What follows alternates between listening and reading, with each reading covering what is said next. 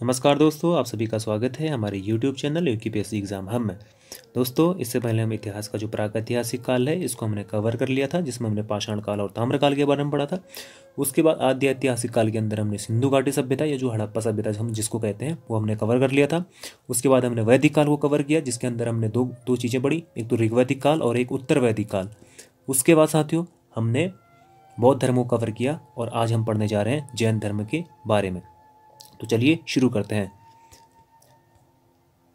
जैन धर्म के संस्थापक एवं प्रथम तीर्थंकर ऋषभदेव थे। ये ऋषभदेव हैं। तो जैन धर्म के जो प्रथम संस्थापक थे वो कौन थे? ऋषभदेव थे। और जो प्रथम तीर्थंकर माने जाते हैं वो भी ऋषभदेव को माना जाता है। लेकिन जो जैन धर्म के जो वास्तविक संस्थापक है वो महावीर स्वामी जी को माना जाता है। तीर्थंकर क्या होता है? जो स्वयं तप के माध्यम से आत्मज्ञान प्राप्त करते हैं और जो संसार रूपी सागर से पार लगाने वाले तीर्थ की रचना करते हैं वह तीर्थंकर कहलाते हैं। आज जैन धर्म में केवल 24 तीर्थंकर हुए थे। जो जैन धर्म था उसमें 24 तीर्थंकर हुए थे और उन तीर्थंकर और उनके प्रतीक चिन्ह को हम यहाँ पर देखेंगे।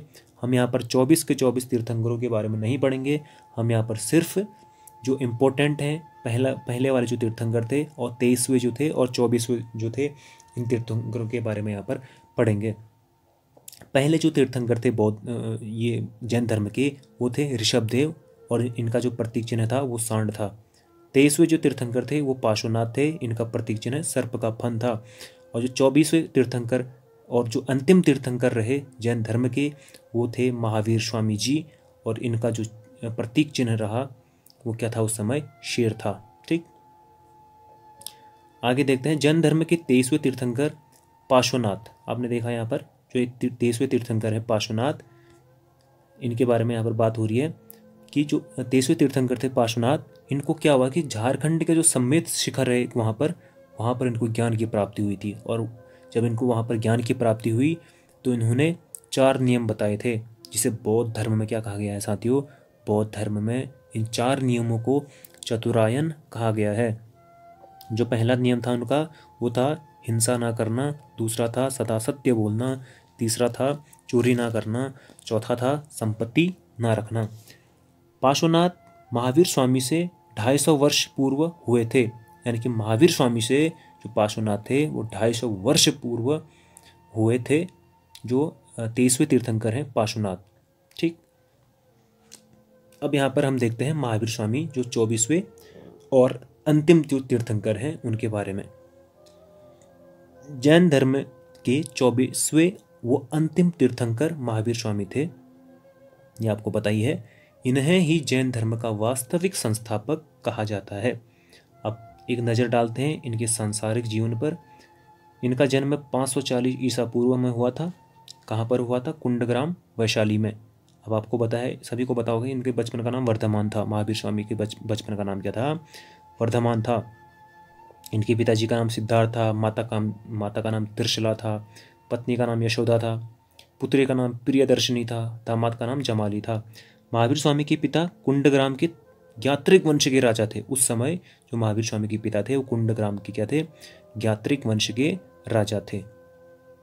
आगे देखते हैं, एक नज़र डालते हैं इनके आध्यात्मिक जीवन पर महावीर स्वामी जी के, क्योंकि इन्हीं को वास्तविक संस्थापक कहा गया है जैन धर्म का। जो जैन धर्म था उसका वास्तविक संस्थापक महावीर स्वामी जी को कहा गया है।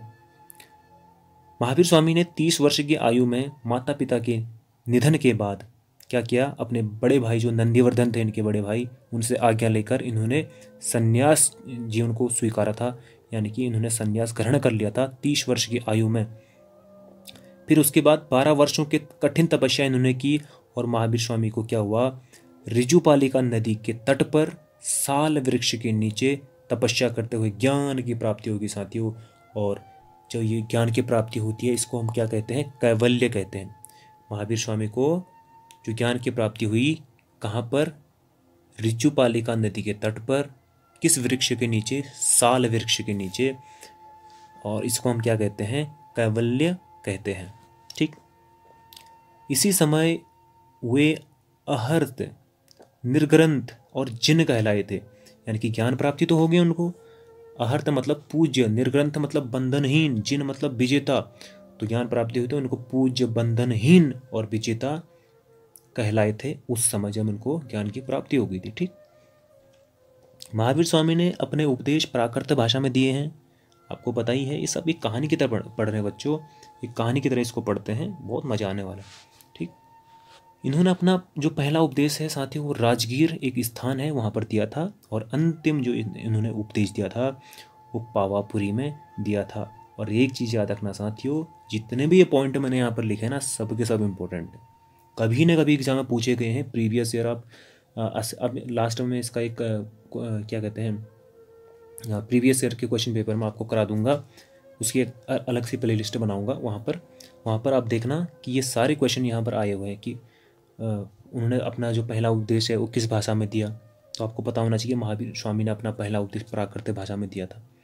उन्होंने अपना पहला उपदेश कहाँ पर दिया, ये पूछ लेगा कभी कभी, तो राजगीर में दिया था। अंतिम उपदेश कहाँ पर दिया, तो ये पावापुरी में दिया था। तो ये कभी कभी ऐसा पूछ लेता है। ठीक, महावीर स्वामी के प्रथम भिक्षु उनके दामाद जो थे जमाली बने थे। अब उन्हीं के जो दामाद थे वो उनकी महावीर स्वामी के क्या बने, प्रथम भिक्षु बने थे, ये महावीर स्वामी जी हैं। अब क्या हुआ कि ज्ञान प्राप्ति के बाद महावीर स्वामी ने 5 नियम बताए थे, और हमारे जो पार्श्वनाथ थे उन्होंने 4 नियम बताए थे, लेकिन महावीर स्वामी ने 5 नियम बताए थे।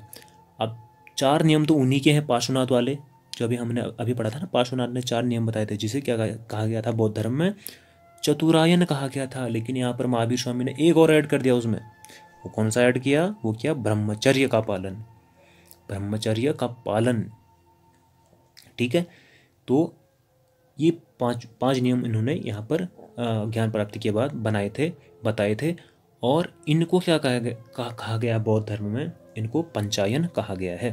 ठीक, और महावीर स्वामी जी ने तीन रत्न भी दिए थे, त्रिरत्न कहते हैं जिसको ना, सम्यक दर्शन, सम्यक ज्ञान और सम्यक आचरण। तो सम्यक दर्शन, सम्यक ज्ञान और सम्यक आचरण को आप ऐसे याद रख सकते हैं, दर्शन, ज्ञान, आचरण। ठीक, अब देखते हैं जैन धर्म में ईश्वर की मान्यता नहीं है बल्कि आत्मा की मान्यता है। इसलिए महावीर स्वामी ने मूर्ति पूजा और कर्मकांड का विरोध किया था उस समय। इन्होंने पुनर्जन्म को माना था, और पुनर्जन्म का सबसे बड़ा कारण इन्होंने आत्मा को बताया था। और क्या हुआ कि 72 वर्ष की आयु में महावीर स्वामी की मृत्यु हो गई 468 ईसा पूर्व में। कहाँ पर हुई, बिहार में हुई। कौन से स्थान पर हुई, पावापुरी में हुई। ये क्वेश्चन बहुत ही इंपॉर्टेंट है, पढ़ लेना। और ये मैंने यहाँ पर लिख रखा ना, ये बहुत ही इंपॉर्टेंट है। देखो कहाँ पर आप पूछ लेगा कभी कभी महावीर स्वामी जी का जो मृत्यु किस स्थान पर हुई, तो आपने लिखना है पावापुरी में हुई थी। पावापुरी कहाँ पर है, बिहार में है। कब हुई थी, 468 ईसा पूर्व में। ठीक, आगे देखते हैं। महावीर स्वामी के 2 प्रमुख अनुयायी थे। अनुयायी कह सकते हैं मतलब जो उनको मानने वाले, या उनके भक्त कह सकते हैं एक प्रकार से।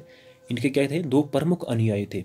पहला जो था वो स्थूलभद्र, और जो दूसरे थे वो भद्रबाहु कहलाए थे। ठीक, अब स्थूलभद्र जो थे वो श्वेतांबर थे, मतलब वो सफ़ेद कपड़े पहनते थे जो स्थूलभद्र वाले थे। अब भद्रबाहु वाले जो थे वो दिगंबर थे, वो मतलब ये निर्वस्त्र रहते थे। ठीक है, नग्न अवस्था में रहते थे भद्रबाहु। आज तक आपने ये देखा हो, जैन मुनि के बारे में आप सभी को पता होगा, कई बार टेलीविजन में आप देख चुके होंगे, वो भी मतलब नग्न अवस्था में रहते हैं। ये मतलब हमारे जो जैन धर्म है उसमें ये भद्रबाहु वाले अनुयायी होते हैं। ठीक, तो देखते हैं कि मौर्य काल में 12 वर्षों का भीषण अकाल पड़ा था। जब मौर्य काल आया उस समय, तो मौर्य काल भी साथ साथ चल रहा होगा, तो 12 वर्षों का क्या हुआ, भीषण अकाल पड़ गया। जिसके कारण क्या हुआ, भद्रबाहु जो लोग थे, जो निर्वस्त्र वाले थे, ये अपने अनुयायियों के साथ दक्षिण भारत यानी कि कर्नाटक चले गए थे। और उनके साथ चंद्रगुप्त मौर्य भी आए, क्योंकि मौर्य काल चल रहा था। तो क्या हुआ, इनके साथ चंद्रगुप्त मौर्य भी उनके साथ चले गए। कहाँ गए, दक्षिण भारत में, कर्नाटक में गए। और फिर क्या हुआ, चंद्रगुप्त मौर्य भी वहाँ गए, और जिन्होंने कर्नाटक के श्रवण बेलगोला में संलेखना विधि के द्वारा अपने प्राण को त्याग दिए। चंद्रगुप्त मौर्य ने क्या कर दिया, संलेखना विधि द्वारा अपने प्राण त्याग दिए कर्नाटक के श्रवण बेलगोला में, है ना। अब जैन धर्म के प्रचार के लिए 2 जैन संगीतियाँ बनी हैं। तो साथियों मैंने आपको बौद्ध धर्म बता रखा है, वहाँ पर भी संगीतियाँ बनी हुई हैं। और आप क्या करना, बौद्ध धर्म और जैन धर्म को कंपैरिजन करते हुए चलना, आपको सारी चीज़ें बिल्कुल सेम मिलेंगी कि इन्होंने भी सन्यासी, इनका सांसारिक जीवन से, आध्यात्मिक जीवन से रिलेटेड, और क्या कहते हैं, इनकी जो संगीतियाँ बनी थी वहाँ पर भी सेम चीज़ें हो रही हैं। आप पहले उस वीडियो को देख लेना, मैंने वो पहले आपको पढ़ा रखा है प्लेलिस्ट में, जाके उसको देख लो पहले, तब जाके यहाँ पर पढ़ो, ठीक। अब क्या हुआ, इनकी भी 2 संगीतियाँ बनी हैं जैन धर्म में, है ना। प्रथम संगति 300 ईसा पूर्व में बनी है और पाटलिपुत्र में बनी, और इसके जो वो थे, मतलब वो कौन थे, स्थूलभद्र, जो स्थूलभद्र ऊपर वाले हैं ना, ये इसके वो थे। अब द्वितीय जो संगति बनी थी वो 6ठी शताब्दी में बनी थी, यानी 512 ईस्वी में बनी थी। हाँ, इसको ईसा पूर्व मत कर देना, क्योंकि ये 512 ईस्वी में बनी थी। और ये कहाँ पर बनी थी, बल्लभी गुजरात में। और इसके जो अध्यक्ष कह सकते हैं एक प्रकार से, वो कौन थे, क्षमा श्रवण थे, ठीक है। अब आगे देखते हैं, जैन धर्म के कुछ प्रमुख राजा थे। अब उस समय की बात होगी ये, उस समय राजा होंगे जैन धर्म के प्रमुख जो राजा हैं, इनमें से कौन कौन से हैं, उदयन हो गया, बंद राजा हो गया, वंद राजा, चंद्रगुप्त मौर्य हो गए, कलिंग नरेश हो गया, खारवेल हो गए, राष्ट्रकूट राजा अमोघ वर्ष हो गए, चंदेल शासक हो गए। ये उस समय जैन धर्म के क्या थे, प्रमुख राजा थे, ठीक। आगे देखते हैं, श्वेतांबर एवं दिगंबर में अंतर। श्वेतांबर यानी कि जो स्थूलभद्र, और दिगंबर यानी कि जो भद्रबाहु, अभी हमने इससे पहले जस्ट पढ़ा है, ठीक। श्वेतांबर आपको पता ही है, सफेद वस्त्र धारण करते थे, जबकि दिगंबर निर्वस्त्र रहते थे। आज भी निर्वस्त्र रहते हैं। जैन मुनि को आप देख सकते हैं, टीवी पे देख लीजिए लाइव, बिल्कुल, ठीक है। अब जो श्वेतांबर जो ये लोग थे, ये कहते थे कि महिलाओं को मोक्ष नहीं मिल सकता। उस समय के जो ये श्वेतांबर थे, ये कहते थे कि महिलाओं को मोक्ष नहीं मिल सकता। ये मानते हैं कि महिलाओं को मोक्ष नहीं मिल सकता, जबकि दिगंबर कहते हैं कि महिलाओं को सॉरी, ये कहते हैं कि महिलाओं को मोक्ष मिल सकता है। यहाँ पर माफ़ कीजिएगा, श्वेतांबर कहते थे कि महिलाओं को मोक्ष मिल सकता है, लेकिन जो दिगंबर लोग हैं वो कहते हैं कि महिलाओं को मोक्ष नहीं मिल सकता। और श्वेतांबर कहते थे कि 19वें जो तीर्थंकर थे, मल्लीनाथ, वो क्या थी, एक महिला थी। जबकि दिगंबर क्या मानते हैं कि जो 19वें तीर्थंकर मल्लीनाथ थे, वो एक पुरुष थे, ठीक। अब श्वेतांबर लोग, इनके अनुसार क्या है कि महावीर स्वामी विवाहित थे, जबकि दिगंबर के अनुसार जो महावीर स्वामी थे वो अविवाहित थे। यहाँ तक समझ आ गया, कोई दिक्कत नहीं। आगे देखते हैं, जैन साहित्य। अब जैन धर्म इतना बड़ा है तो वहाँ कोई ना कोई तो साहित्य होगा ही ना, है ना। तो जैन साहित्य की जो प्रमुख, यहाँ पर देखते हैं कि जैन साहित्य किसी एक काल की रचना नहीं है, इसका संकलन भिन्न भिन्न कालों में हुआ है। जैन साहित्य को आगम कहा जाता है। आगम का अर्थ है सिद्धांत। अब जैन साहित्य के प्रमुख अंग हैं, जैसे कि यहाँ पर देख सकते हैं आप, इसमें क्या थे, जैन साहित्य में 12 अंग थे, 12 उपांग थे। जैसे कि हमने वैदिक काल में पढ़ा था ना, ऋग्वेद इतने थे, पुराण इतने थे, उपनिषद इतने थे, है ना। ये सारी चीज़ें पर हमने पढ़ी थी। उसी प्रकार जैन साहित्य में क्या है, 12 अंग हैं, 12 उपांग हैं, अंग उपांग ऐसे याद रख लो, 12 6 छेद सूत्र, 6 छेद सूत्र याद हो गया होगा, 4 मंगल सूत्र, और 10 इसमें प्रकीर्ण थे, ठीक, ऐसे याद कर लो। अगला देखते हैं, प्रमुख जैन मंदिर देख लेते हैं। प्रमुख जैन मंदिर अभी भी मतलब हमारे भारत में अभी बने हुए हैं, ठीक। मौर्य काल में मथुरा जो था मौर्य काल में, वो जैन धर्म का प्रमुख केंद्र था, ठीक। मथुरा काल का संबंध जैन धर्म से ही है। अब दूसरा देखते हैं, कर्नाटक के चामुंड शासकों ने श्रवणबेलगोला में विशाल बाहुबली की मूर्ति, गोमतेश्वर मूर्ति का निर्माण कराया था। किसने करवाया था, चामुंड शासकों ने। कहाँ पर करवाया था, श्रवणबेलगोला में। किसकी मूर्ति का करवाया था निर्माण, बाहुबली की मूर्ति, जिसे हम गोमतेश्वर की मूर्ति भी कहते हैं। कितना ईजी है। आगे देखते हैं, मध्य प्रदेश में चंदेल शासकों ने खजुराहो में जैन मंदिर का निर्माण करवाया। अब आपने सुना होगा खजुराहो का जो जैन मंदिर है मध्य प्रदेश में पड़ता है, इसका निर्माण किसने करवाया, चंदेल जो शासक थे, इन्होंने इस मंदिर का निर्माण करवाया था, ठीक। अगला जो है, जो माउंट आबू में दिलवाड़ा का जो प्रसिद्ध जैन मंदिर है, ये कहाँ पर स्थित है, राजस्थान में स्थित है। साथियों, आज इसी के साथ जो जैन धर्म है इसकी समाप्ति होती है और इसके जो प्रीवियस ईयर क्वेश्चंस हैं मैं इसका एक मतलब सेपरेट वीडियो वहाँ पर बनाऊँगा।